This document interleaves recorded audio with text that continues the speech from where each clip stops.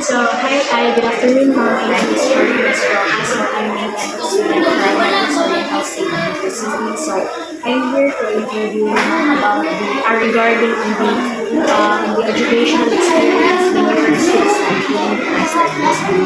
So there are four questions about. So the first question is, how do you learn best in school?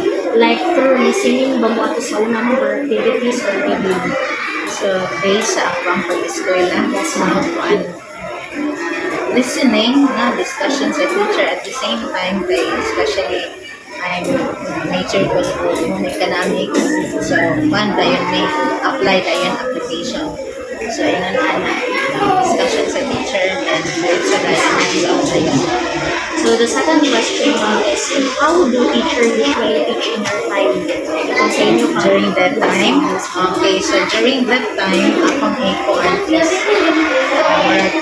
na-assess something traditional at the same time, pabuhaton man tayo kami during that time. So, marag na siya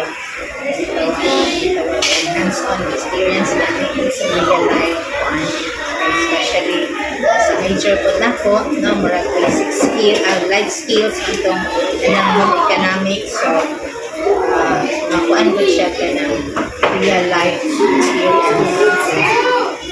The third question, ma'am, is what were or are your biggest challenges in school? Sa school, karon at present is the behavior of the children, learners. Maybe because of the teacher details ratio ba nga 1:50 class. So, dili ni mo makarry. Unlike sa other school, maybe gamay ra. So, pagdaghan tayo ang imong learners, so maglisod kayo kay sa ilahang classroom management. Especially karon mga tabian. More on tabian na daghatag ko o kaning ko nila nga gilong pero naagad sa nana gulwet. Pero kung gaswela pa ka, ma'am. Yes, eskwela pa ko during that time is gamay ra man ko ang practice stage ko. So gamay ra, okay ra, pero dili pa kayo makuha ng bata pa. Pero karon susto ning gamay na mong buyat, balik na dahil ilang behavior. So sa last question, ma'am, is how is technology used in your learning? Sa una, maybe because kaning sa akong edad, hadlok tayo mo kuan sa mga during that time kay dili pa manggod tayo kuan sa wala pa gud sila na technology foundation man ko pero ato mo ganing dako ganing likod kasi tawag ani dayon mura pag mahadlok nga masayod ka mawala to ana ba murag di man ka kay dili kayo na kuan sa technology before so karon ang imong kuan sa karon murag gamit kayo kay murag something nga kaning makahatag kag mga activities nya engaging ko sa mga bata na pag sila na makita nila no kay unlike sa una magpatapos-tapos kay ang kuan na karon makita dayon nila ang kuan nila sa iPad. So mura to, ma'am, Okay, thank you kayo.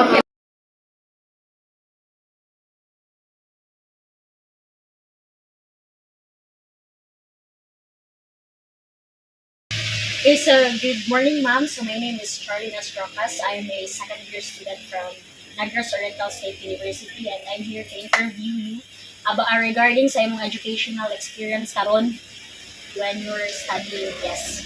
Okay, so unsa imong name, ma'am?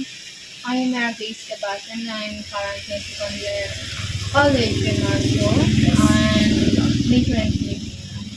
Okay, so I have four questions, ma'am. So the first question is, how do you learn best in school?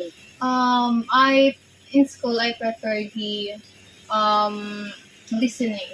Yes. Kaya more on I want magud nga lecture like dili ko wakuan nga wala ko ginapaminawan nga dapat na jud ko na makadungog jud ko.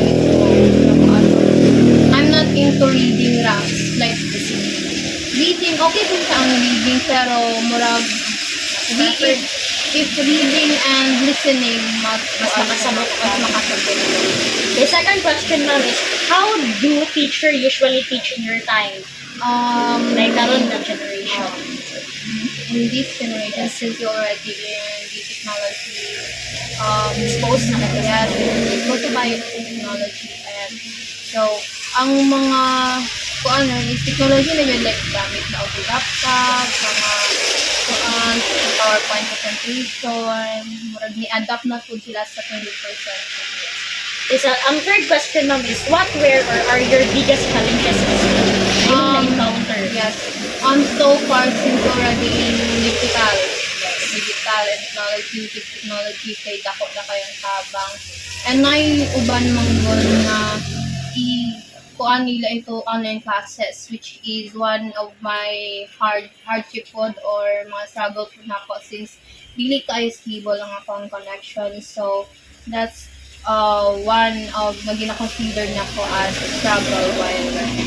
Okay, so last question, ma'am, is how is technology used in your learning? Technology for me is kung kayo siya gamit kaayo siya. Ikaw kinaidat naman na helpful kaayo, mas convenience kaayo ang technology and mas mapadali imong galamon. However, dili siya mura ka nang ganing ikuan niya ka in growing yourself like kanang mura pag i-depend niya so like if kanang murag usually mga sa student is mo depend na lang sa technology kay ana na lang AI na lang so mura nga katong learning kay murag mo ikuan po niya ba so dapat so i-wise. Okay, so muna to, ma'am, thank you so much.